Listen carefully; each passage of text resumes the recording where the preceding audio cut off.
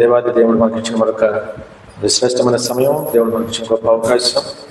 దేవునికి ఏమిచ్చి మనం రుణం తెచ్చుకోలేం, కానీ ఈ బ్రతుకాలం అంతా కూడా నేను అమ్మని మహిమపరుస్తాను తండ్రి. ఎందుకంటే మన దేవుడు నిన్న మొన్న వచ్చిన దేవుడు కాదు, ఆదియు అంతకు నేనే చదివించిన గొప్ప దేవుడు అంట. అల్ఫయు ఒమేగయు నేనే చదివించిన గొప్ప దేవుడు అంట. మొదటివాడును కడపటివాడును నేనే చదివించిన దేవుడు అంట.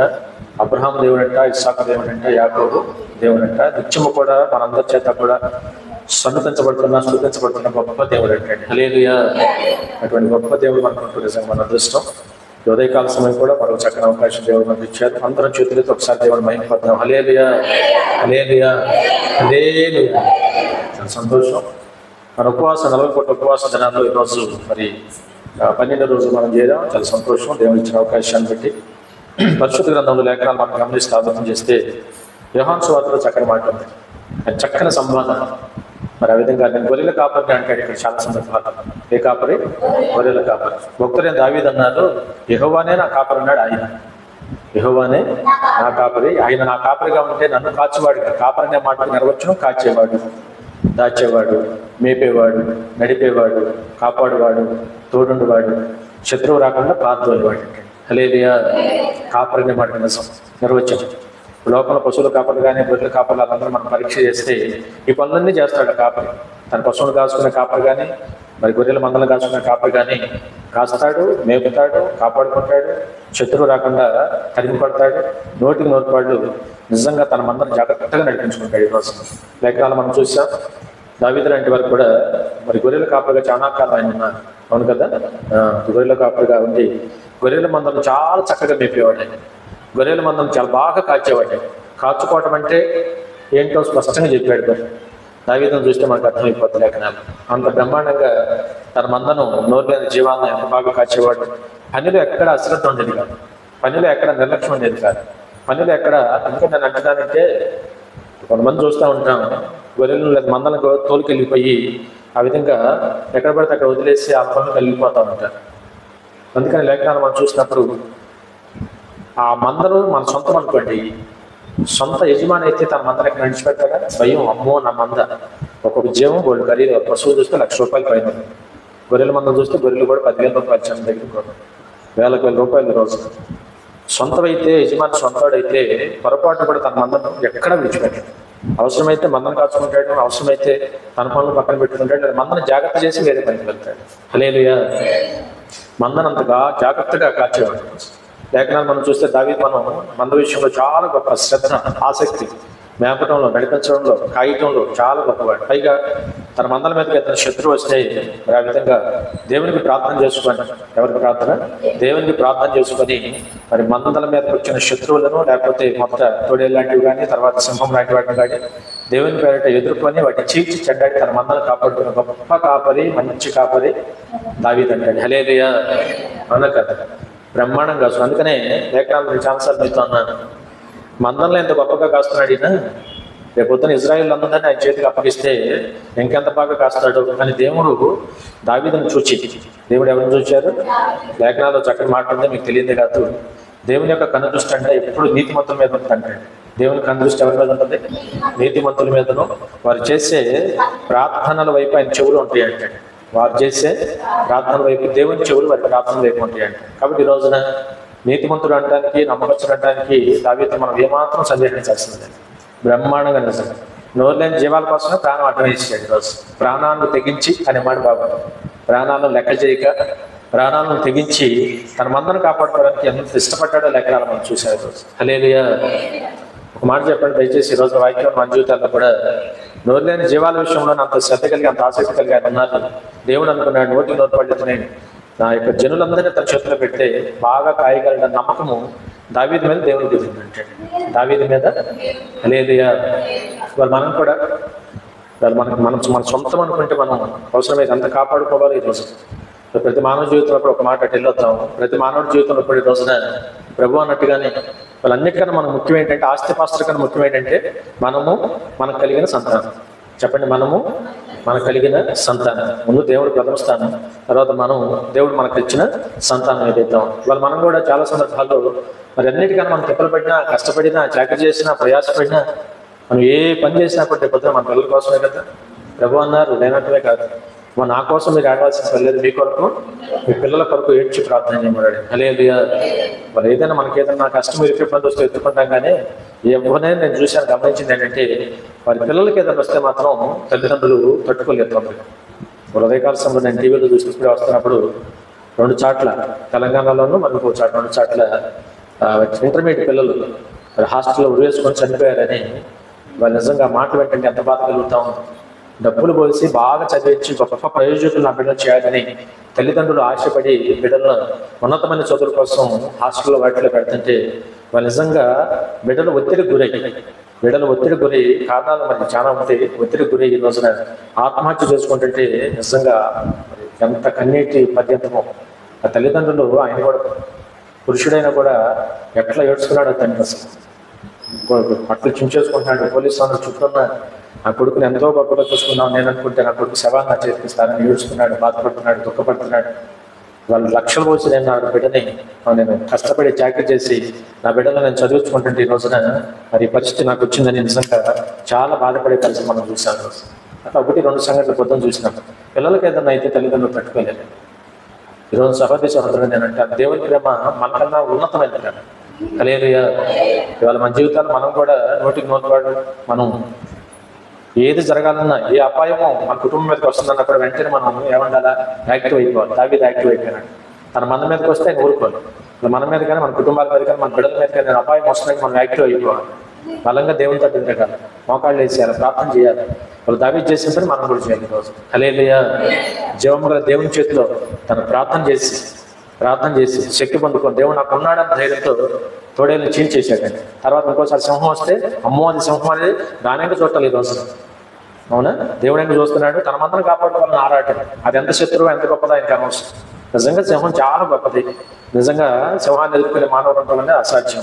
కానీ ఈ రోజున ఆరాటం అంతా ఏంటంటే తన మందరం కాపాడుకోవాలి, తన బిడ్డలు కాపాడుకోవాలి. మన తాపత్రయంలో శక్తి కూడా కట్టుకొని దేవుని మీద భారం వేసి సింహాన్ని కూడా చీల్చి చెడ్డాడేటట్టు. హల్లెలూయా. ఈరోజు సహోదరి సహోదరుడా, మనం కూడా మన కొరకు మన పిల్లల కొరకే కనుక లేఖనాలు అందులో ప్రభు అంటారు, మరి చిన్నప్పటి నుంచి మన పిల్లల దేవుళ్ళు పెంచడం ఒక ఎత్తు, దేవునికి వారిని అప్పచెప్పడం మరొక ఎత్తు. వారి కోసం రోజు ప్రార్థన చేయాలా. మన బిడ్డల కోసం పేరున యోగు కనుక తన తండ్రి మంచి తండ్రి అనడానికి ఛాన్సాలు అన్నాను. రోజు తన బిడ్డల కోసం పేరున ప్రార్థన చేసేవాడు అండి కోసం. మరి మనం కూడా మన బిడ్డల కోసం నోటికి కూడా ప్రార్థన చేసినప్పుడు ఇలాంటి సంఘటనలు మనం చూస్తున్నాను, వింటున్నాను. ఏం చేయగలం? నా తల్లిదండ్రులు ఏమనొచ్చు, బాగా నా పిల్లలు అందరితో కూడా బాగా చదువుకుంటారని జాయిన్ చేశారు. వాళ్ళు ఈ వార్త ఈ సంఘటన విన్నప్పుడు నిజం గుండెలు బాదుకుని నడుస్తున్నారు. డబ్బు పోయింది, ఆ దర్శనం నుంచి ముందు బిడ్డలు పోయారు. ఈరోజు బిడ్డలు పోతే అసలు తిరిగి తెచ్చుకోలేదు. ఎవరి కాలం వచ్చి ఎంత చెట్లు అంత కొడుకులు అయినాక ఆ పిల్లల్ని పోగొట్టుకున్నారంటే ఎంత బాధ, ఎంత పుత్రశోకం అండి ఈరోజు. కాబట్టి ఈ రోజున దేవుని మీద మనం ఆధారపడి దేవునికి మన బ్రతుకులు అప్పచెప్పి దేవునిలో మన కొరకు, మన బిడ్డల కొరకు, మన కుటుంబాల కొరకు మరి ప్రత్యేకంగా మనం ప్రార్థన చేసుకోగలిగితే 100కి 100 ప్రభు అంటున్నాడు, తప్పించడం ఆవశ్యం అంటున్నాడు దేవుడు. హల్లెలూయా. హల్లెలూయా. తప్పించడం ఎవరి వయసు? దేవుని వయసు. ఏది ఉన్నాను మరి అందుకని మన జీవితాల్లో కళ్ళు వచ్చినా, దర్శనాలు వచ్చినా, కీడు వచ్చినా, లేదన్నా సాతాను అపవాద ప్రయత్నాలు చేస్తున్నా, ఏదైనా బలహీనతలు వచ్చినా, వ్యాధులు వచ్చినా, శ్రమ వచ్చినా, కష్టం వచ్చినా, ఆపద వచ్చినా, ఏ పరిస్థితి వచ్చినా ఈరోజు మన జీవితాల్లో వెంటనే మనకున్న ఒకే ఆయుధం ప్రార్థనే కదా. ఈరోజు దేవుడైన కూడా మనకున్నారు, ఆయనే మనకు ఆధారం. ఈ రోజున ప్రార్థన అనే గొప్ప ఆయుధాన్ని దేవుడు మనకి ఇచ్చాడు. విశ్వాసం అనే గొప్ప మరి ఈ రోజున ఏర్పాటు మనకు ఉంది కనుక విశ్వాసంతో ఆయుధాన్ని చేతపట్టుకొని ప్రార్థన చేసేవారిగా మనం ఉంటే తప్పించడానికి ఆయన ఎప్పుడు సమర్థుడు ఈ రోజు మన దేవుడు. హల్లెలూయా. అందుకని ఈరోజు మన వాక్యం ఏంటంటే మన దేవుడు సమర్థుడు. చెప్పండి వాక్యం, మన దేవుడు సమర్థుడు. అందుకని ఈ రోజున మరి ఇది లేఖనాలు మనం నమ్మి ఏం చేయాలి? మరి మనం సమర్థుడైన వాడి చేతిలో మనం బ్రతుకు పెట్టుకోవాలి, మన కుటుంబాన్ని పెట్టాలి, మన బిడ్డలు ఆయన చేతికి అప్పగించాలా. 100కి 100 మనం ఈరోజు ఆ పని చేయాలి తప్పనిసరిగా. అందుకని ప్రభు అంటారు, నా గొర్రెలు చూసినప్పుడు నా స్వరం ఏంటి? అందుకని మనం దేవుని చేతిలో గొర్రెలుగా ఉండాలి. ఎవరి చేతిలో? దేవుని చేతిలో. నిజంగా ఇందా చెప్పినట్టుగా కాపాడేవాడు మన దేవుని రోజు. ఆయన చేతిలో మనం గొర్రెలుగా ఉండగలిగితే 100కి 100 మనం మేలు పొందడానికి అవకాశం ఉంది. ఆయన చేతిలో మనం గొర్రెలుగా ఉండాలంటే మనం ఏమి నమ్మాలి? నా కొరకు నా ప్రభు ప్రాణం పెట్టాడు నమ్మాలి. ఆయన అన్నారు కదా చక్కని మాట, నేను గొర్రెల కొరకు, చెప్పండి, గొర్రెల కొరకు ప్రాణం పెట్టాను. హల్లెలూయా. ఇంతకన్నా ముఖ్య స్నేహితుడు, ఎంతకన్నా నిజ స్నేహితుడు, ఎంతకన్నా ప్రేమించేవాడు ఎవరుంటారు ఈరోజు? ఎంతకన్నా గొప్ప దేవుడు ఎవరుంటారు ఈరోజు? ప్రాణము పెట్టి చూపించాడు ఆయన. ప్రాణం పెడతాను అంటున్నా, ప్రాణము పెట్టి చూపించే రోజున సజీవంగా మన తిరిగి లేచిన గొప్ప దేవుడు ఈ రోజు. ఆయనే మన రక్షకుడైన మన ప్రభు అయిన యేసుక్రీస్తు అండి. హల్లెలూయా. అందుకని ఈ రోజున ఆయన చేతుల్లో మనం బ్రతుకు పెట్టాలి, ఆయన చేతులకు మన జీవితాలు అప్పగించాలి. ఇవాళ నోటి కూడా పని చేయగలిగితే అబద్ధోధ్యాయం అంతా కూడా వాయిద్యం స్పష్టంగా ఉంది ఈరోజు. కాబట్టి మనం ఆయన చేతుల్లోకి మనం వెళ్తే మన సొంత యజమానిగా ఉంటాడు. నేను అంటాను, మరీ చెప్తున్నాను, మనం ఆయన సొంత జనాంగంగా మనం చేర్చబడితే ఏనాడు మనం ఎక్కడ అశ్రద్ధగా విడిచిపెట్టనే పెట్టండి ఈరోజు. అవునా కదా? ఇందాక మాట అన్నాను, మరి మందరం మన అయితే యజమాని సొంతోడు అయితే మందరం విడిచిపెట్టాడు, ప్రాణం అడ్డమేసి తన మందరం కాపాడు. హల్లెలూయా. అట్లాగే ఈరోజు మనం దేవుని చేతుల్లో ఉంటే, దేవుని హస్తాల్లో ఉంటే ఈ రోజున పూర్తిగా వాక్యం కదా, రక్షించుటకు మన దేవుడు సమర్థుడు, కాపాడుటకు మన దేవుడు సమర్థుడు. ఆయన చేతుల్లో మనం ఉంటారట, ఎంత మాత్రము కూడా మనల్ని ఎవరు అపహరించలేడు. హల్లెలూయా. ఎవడు మనలను అపహరించలేడు అంటే అపహరించేవాడు ఉన్నాడా? దొంగిలించేవాడు ఉన్నాడా? ఖచ్చితంగా కష్టాలు కలుగు చేసేవాడు ఉన్నాడంటే ఉన్నాడు కాబట్టి ప్రభు మాట చెప్పాడు. ఇప్పుడు ఎవడో కాదు, అపవాది సాతాను వస్తుంది, అనుమానం లేకుండా మనం గమనించవచ్చు. అందుకని మొన్న ఈ మధ్య అన్నాను, మనం పోరాడుతున్నది శరీరంతో కాదు కానీ దురాత్మల సమూహం, ఆకాశ మండలం ఉన్న దురాత్మల సమూహము చీకటి శక్తులతో మనం పోరాడుతున్నాం ఈరోజు. హల్లెలూయా. ఖచ్చితంగా మనం పోరాడాలి. వాళ్ళు పోరాడాలంటే ప్రభు చేతుల్లో మనం ఉండాలి, ప్రభు చాటును మనం ఉండాలి ఈరోజు. అందుకని అంటాడు, అందుకని దేవుని గొర్రెలుగా ఉంటే ఎంత అదృష్టం. నా గొర్రెలైతే నా స్వరం, నా గొర్రెలైతే అంటే ఇప్పుడు మనం ఎప్పుడు ఎవరి మాట వినాలా? దేవుని మాట వినాలి, దేవుని మాట వినాలి, దేవుని మాట ఎప్పుడు మనం ఆలకిస్తూ ఉండాలి. గొర్రెలు మనం చూడండి, కాపరి మాట వింటానే ఉంటాయి. అన్ని వందల గొర్రెలు ఉన్నా కూడా నలుగురు కాపలు 4 చోట్ల కాపలా కలుసుకుని నడిపిస్తూ ఉంటారు. రోడ్డు తాగించాలన్నా గొర్రెల మందికి ఇవన్నీ తెరవదు, బస్సు వస్తుందా, వాహనం వస్తుందా, ఇవన్నీ కాదు. కాపరి ఏం చెప్తాడు, ఇస్ట్ అంటాడు, అస్ అంటాడు, లెఫ్ట్ అంటాడు, రైట్ అంటాడు, ముందుకెళ్ళమంటాడు, ఆయన స్వరాన్నే ఉంటా ఉంటాయి అంటే. హల్లెలూయా. కాపరి యొక్క మాట కొరకే చూస్తాయి, కాపరి మాట మీద శ్రద్ధ పెడతాయి. బస్సు వస్తుందా, లారీ వస్తుందా కాదు, వెళ్ళమంటే కాపరి వెళ్ళిపోతాయి అంటే. కాపరి నేను అంత బాగా నమ్ముతాయి అంటే. అందుకని ఈ రోజున మన కాపరిని ఎంత నమ్మాలి? మరి అంతకన్నా శక్తిమంతుడు కదా మన కాపరి, సర్వశక్తిమంతుడు, సర్వాధికారి అయిన ఆయన మాటను మనం వినాలి, ఆయన మాటను బాగా ఆలకించాలి, ఆయన చెప్పినట్టుగా మన కుటుంబాన్ని నడిపించుకోవాలి ఈరోజు. హల్లెలూయా. కిందకు వస్తే చూడండి, అక్కడ మాట అంటున్నాడు, నా గొర్రెలు నా స్వరము వినును, నేను వాటిని ఎరుగుదును, నా మాట వినే గొర్రెలు నాకు తెలుసు అంటున్నాడు దేవుడు. నా మాట, నా స్వరము వినే గొర్రెలు నాకు తెలుసు, నేను వాటిని ఎరుగుతాను, అవి నన్నే వెంబడిస్తాయి ఈరోజు. హల్లెలూయా. కిందకు వస్తే అక్కడే మాట,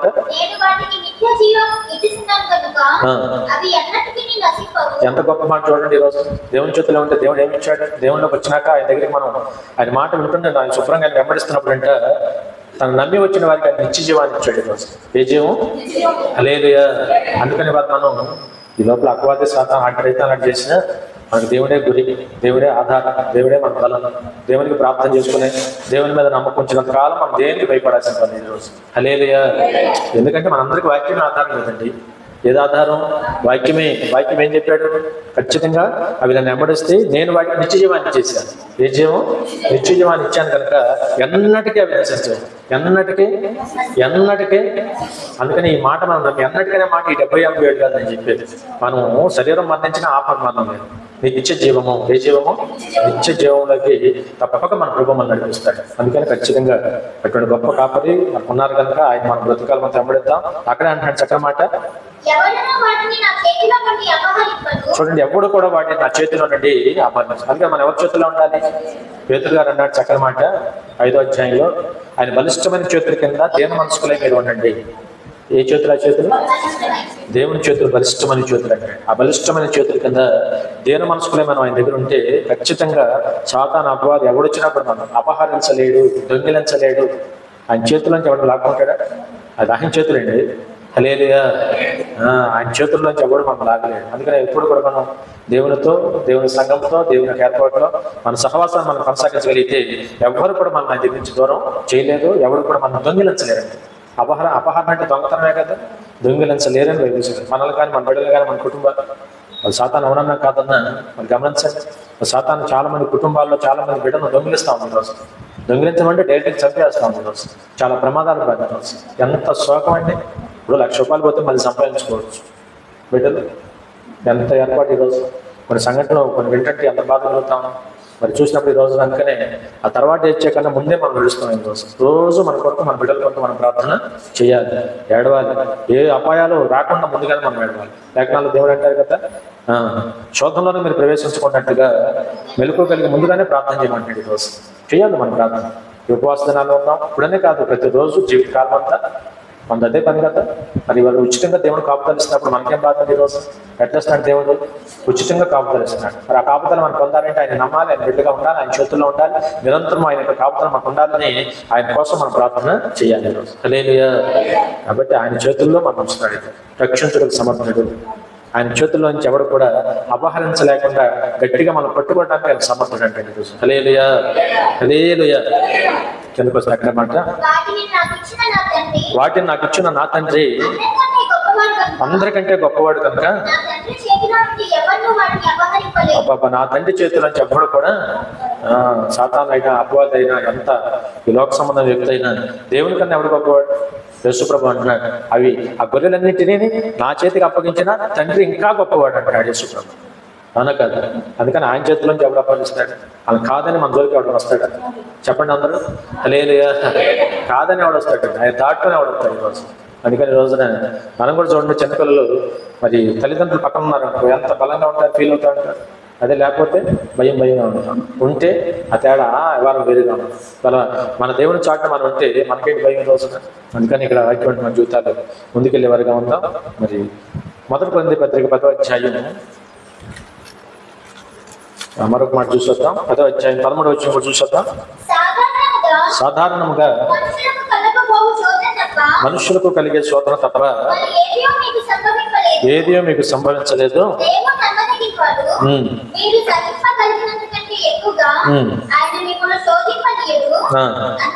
అంతేకాదు కానీ సహించగలుగుటకు బాగా ఆలోచించండి వాక్యం. రోజు ఏదైనా కష్టం వచ్చింది, శోధన వచ్చింది, ఇరుకు ఇబ్బంది వచ్చింది. నేను చెప్పేది శ్రమల గురించే మాట్లాడుతున్నాను. లేనిపోయిన అవాంఛనీయ సంగతి మన జీవితంలో జరగనివ్వడు, జరగడానికి అనుమతి ఇవ్వడు ఆయన రోజు. హల్లెలూయా. సాధారణంగా జనరల్గా వచ్చే శోధన అవి రాకుండా ఉండవు. శ్రమల అనుభవంగా ఉన్నాం, నా దేవుడు నడిపిస్తూ ఉంటాడు. అవి కూడా సాధారణంగా మనుషులు కలిగే మరి శ్రమలని సామర్థ్యాన్ని బట్టి, ఎవరి సామర్థ్యాన్ని బట్టి వాడికి ఆ శ్రమలు కూడా దేవుడు అనుమతిస్తాడని లేఖనాలు మనం స్పష్టంగా చూస్తాం. కాబట్టి ఇక్కడ కూడా మనం గమనిస్తే ఆలోచన చేస్తే ఏదైనా మనం చిన్న చెత్తగా మనం ఎదుర్కొంటున్న కొన్ని విషయాలు, కొన్ని పరిస్థితుల్లో అప్పుడు కూడా మనం కంగారు పడాల్సిన పని లేదంటే. ఎందుకయ్యా అంటే అవన్నింటినీ తట్టుకునే శక్తి ఇస్తాడంట, తప్పించుకునే మార్గము దేవుడు ఇస్తాడంట. హల్లెలూయా. ఇది బాగుందా? శోధన ఉంది, కష్టం ఉంది, ఇబ్బంది ఉంది, కానీ మనం ఆయన బిడ్డలం కదా, ఆయన చేతిలో ఉన్నాం కదా. ఆయన ఏర్పాటు మనం ఆయన నమ్ముకొని ఆయన వెంబడిస్తున్నాం కాబట్టి ఈ రోజున తప్పించుకోవడానికి చూసినప్పుడు మరి తొలగించడానికి వీలు కొన్ని మార్గాలు దేవుడు చూపిస్తాడంటే ఈరోజు. ఇంకా అంతకన్నా మనకేం కావాలి? అందుకని ప్రభు మాట ఆధారణ చూసుకొని రెండో మాట నేను చెప్పేది ఏంటంటే, ఈ రోజున తప్పించుకుంటూ వీలు కలుగు మార్గము కూడా సిద్ధపరచగలిగిన సమర్థుడు. హల్లెలూయా. లేఖనాలు చూస్తారండి, రోజు అదే మనం మాట్లాడుతున్నాం. భక్తులందరి జీవితాల్లో కూడా ఎన్నో కష్టాలు, భయంకరమైన కష్టాలు వర్గానికి వచ్చినట్టుగా చూశాను.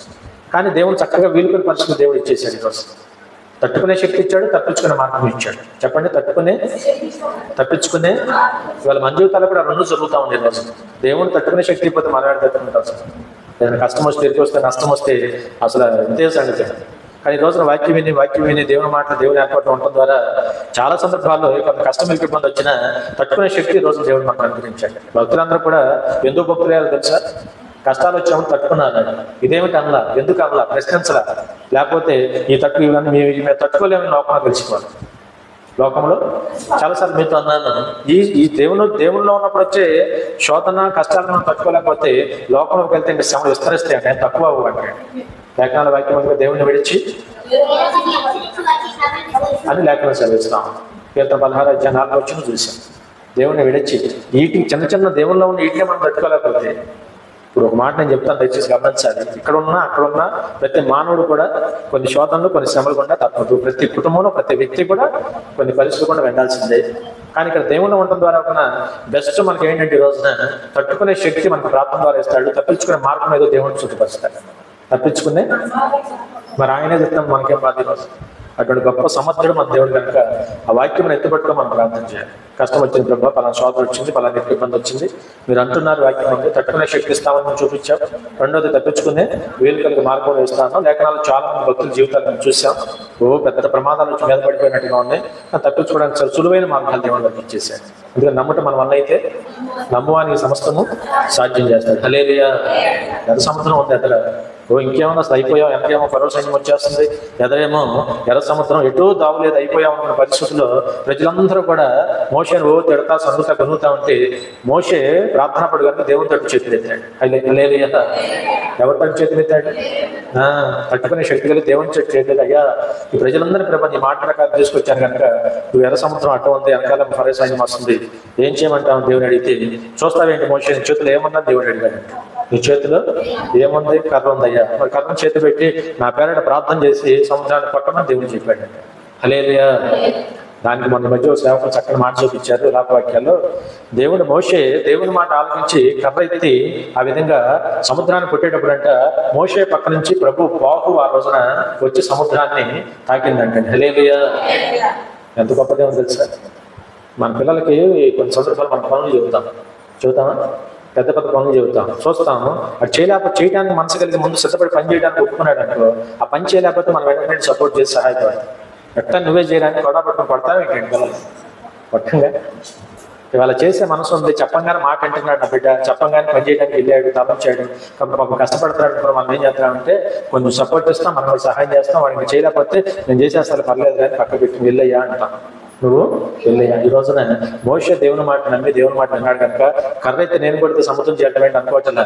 కర్ర ఎత్తి ఆ విధంగా సముద్రాన్ని మరి కొట్టబోతుంటే పక్క నుంచి ప్రభు బాహు అదృశ్యంగా ప్రభు యొక్క బాహు వచ్చి ఆ విధంగా సముద్రం తాకగానే సముద్రం 2 పాయలుగా.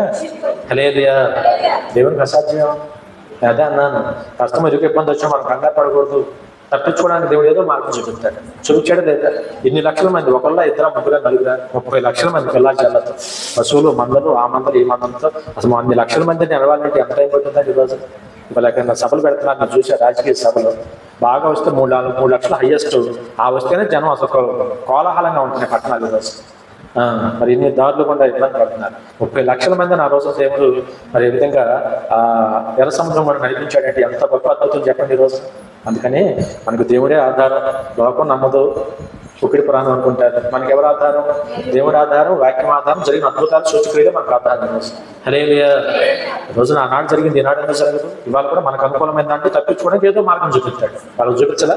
శుభ్రంగా 6 నెలల మీద అవతలకి వెళ్ళిపోవాలా? అన్ని లక్షల మంది సురక్షితంగా దేవుడు నడిపించాలా? క్షేమకరమైన ప్రయాణం దేవుడు వాడికి ఇవ్వాలా? ఈరోజు మనకి అలాగే జరుగుతుంది ఏదో. అందుకనే వాక్యమును నమ్ముదాం.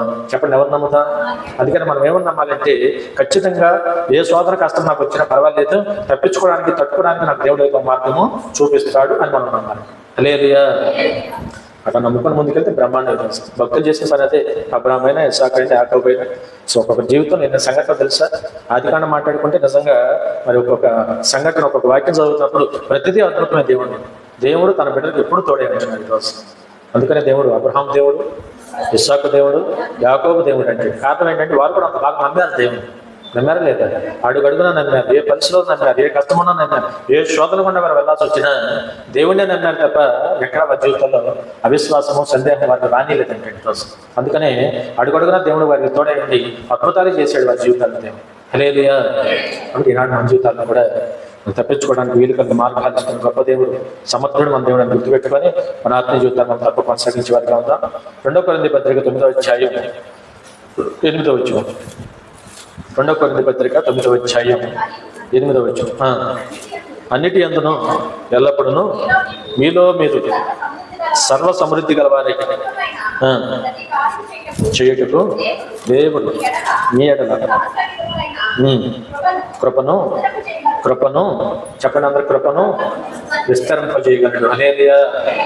కృపను విస్తరింపజేయగలిగిన సమర్థుడు. ఒక మాట చెప్తాను, గమనించండి. ఆ దేని గురించి అంటే కానుకల విషయంలో లేకపోతే ఇచ్చే విషయంలో దేవుడు ఏదో చెప్పారు. నేనంటాను అసలు దేవుని కొరకు ఏ పని చేయాలని మనం ముందు అడుగు వేసినా, అయ్యా నీ కొరకు నేను చేయాలని తప్పనిసరికి ఒక అడుగు ముందేసాం అనుకోండి, మన చేత కానుక ఏంటి, ఇంకోటి ఏంటి దేవుని కొరకు బలమైన కార్యాలు చేయించుకోవడానికి తప్పక దేవుడు మనకు తోడుగా ఉండి మన ఎడల తన కృప విస్తరింపజేసే సమర్థుడు అంటే. హల్లెలూయా. మన ఎడల తన కృప ఎంత గొప్ప దేవుడు. ఈరోజు దావీదు లాంటి వారు ఒక రోజు అంతఃపురంలో పడుకొని దేవుని దగ్గర పడుకొని హాయిగా నిద్రపోతా నిద్ర పట్టక నిద్ర నుంచి కృపకలు లేచాడండి. లెగిచి ఒకసారి చూసుకున్నాడు. నైట్ బ్రహ్మాండమైన అంతఃపురం బ్రహ్మాండంగా ఉన్నాయి. అసలు మరి మహారాజు గారి బంగళా అంటే ఎట్లా ఉంటుంది, మహారాజు గారి గది అంటే ఎట్లా ఉంటుంది, విన్యామర్లు పట్టుపరుపులు విసిరేవారు. అట్లా ఆ వాతావరణంతో చూసుకొని ఒక్కసారి అనిపించిందండి, ఇప్పుడు నేను అసలు గొర్రెలు కాసుకుని నగంలో గొర్రెలు కాసుకునే సామాన్యమైన అతి పేద కుటుంబంలో పుట్టిన గొర్రెలు కాదని ఈ రోజున దేవుడు నాకు ఇచ్చిన స్థితి కాదా? ఇది ఎవరిచ్చిన స్థితి? దేవుడు నాకు ఇచ్చిన స్థితి కాదా? నేను అటువంటి అతి సామాన్యుడైన నన్ను ఈ రోజు రాజును చేసి మహారాజును చేసి అంత అర్థపురం ఇచ్చి ఎంత సుఖంగా నేను ఉండేలాగా దేవుడు నాకు చేశాడు.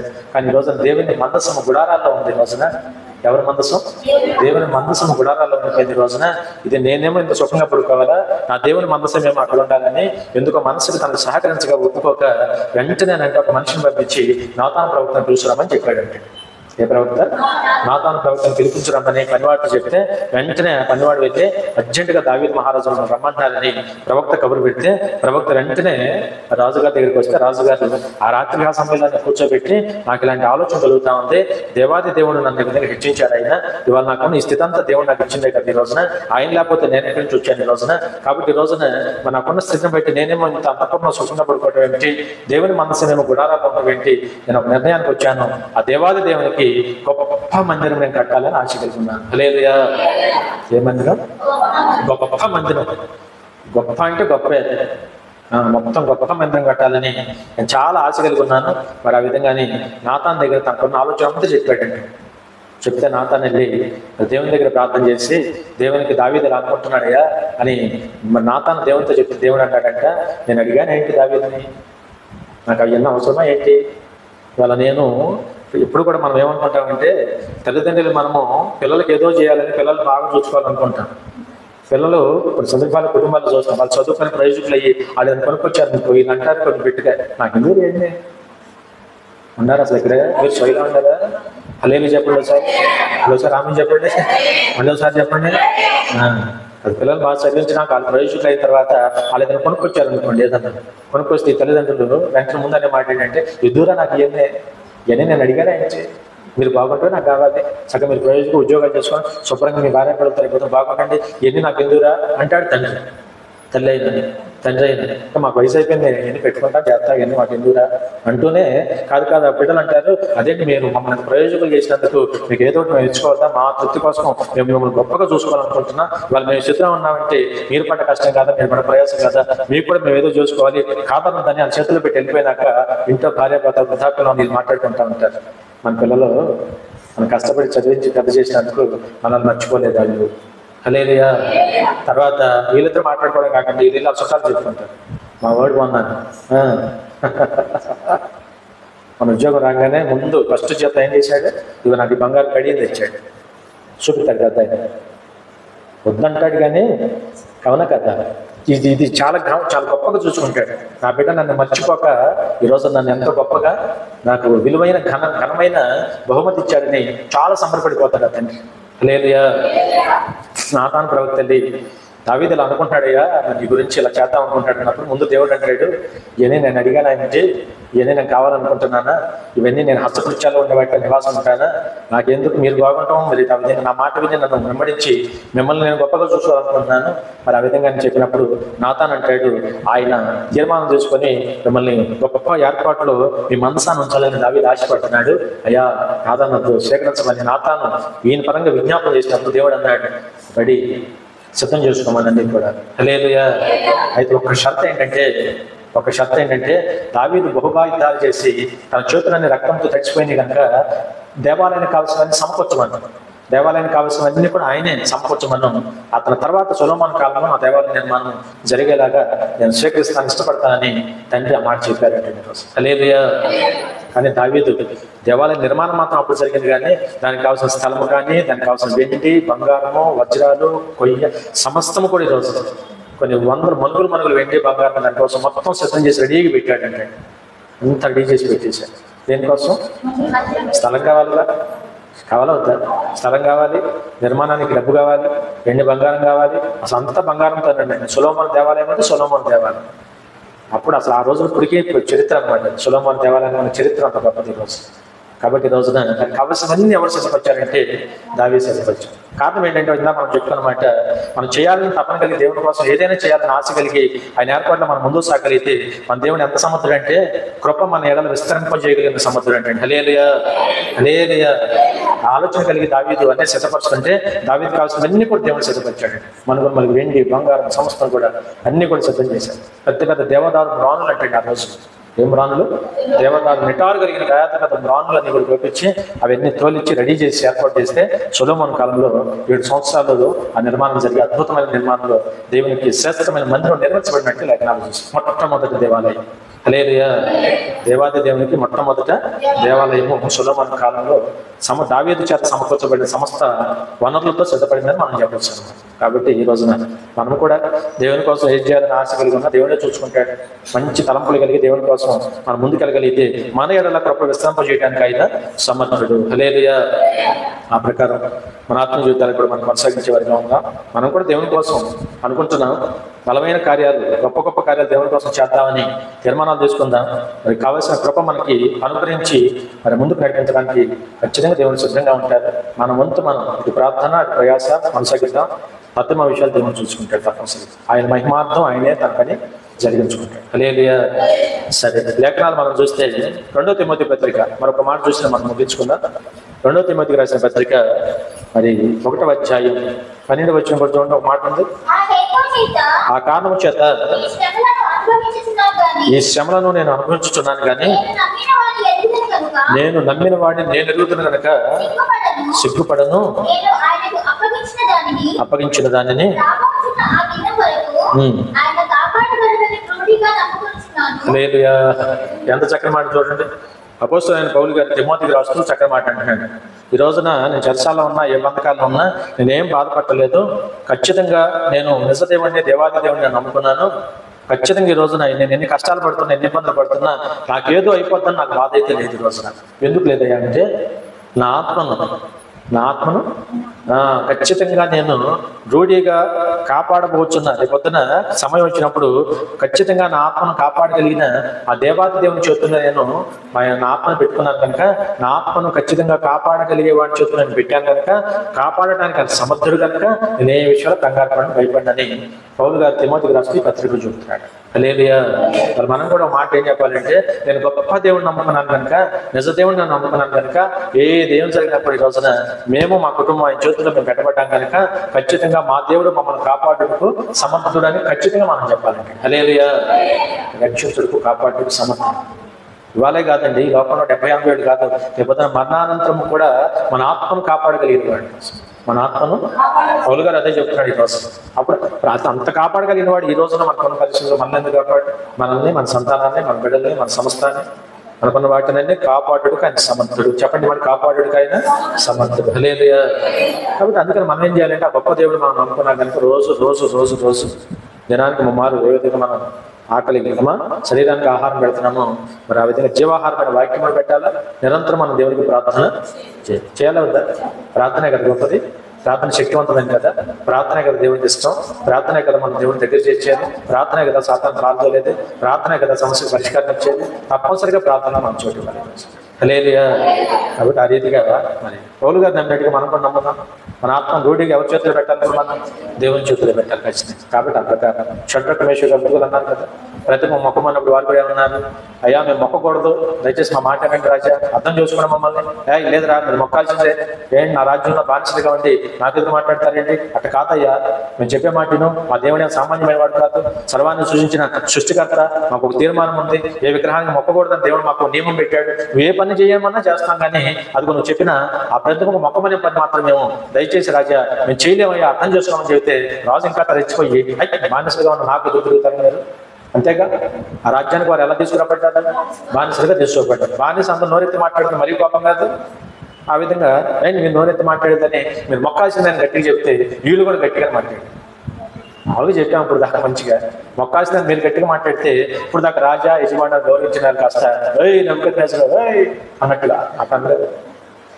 నెబుకద్నెజరు పేరు పెట్టి, నెబుకద్నెజరు నీకు మామూలుగా చెప్తుంటే అర్థం కావట్లా, నీ ఇష్టం నువ్వు ఏదైనా చేసుకో, మేము చేయమని చెప్పాము, నువ్వు చేయమంటున్నా, మేము దేవునికి తప్ప దేవుని ఎదురు తప్ప మేము ఎవరికి మోకరిల్లాం, హల్లెలూయా.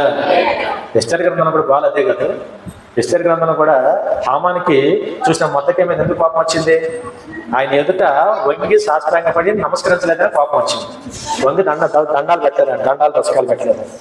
వాక్యం ఏముందంటే యూదులు ఎవరి ఎదుట వంగరని బైబిల్ సెలవిస్తుంది. యూదులు అంటే దేవుని జనాంగం. దేవుని జనాంగం ఎవరి ఎదుట వంగరు, వంగకూడదు. హల్లెలూయా.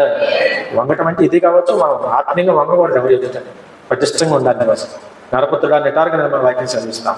మనం ఆయన బిడ్డలో అన్నట్టుగా నిలబడాలి కోసం. కాబట్టి గట్టిగా చెప్పారు, నెబుకద్నెజరు నువ్వు చెప్పేది నేను నీకు నచ్చింది, నీకు నచ్చినట్టుగా నువ్వు శిక్ష వేసుకో.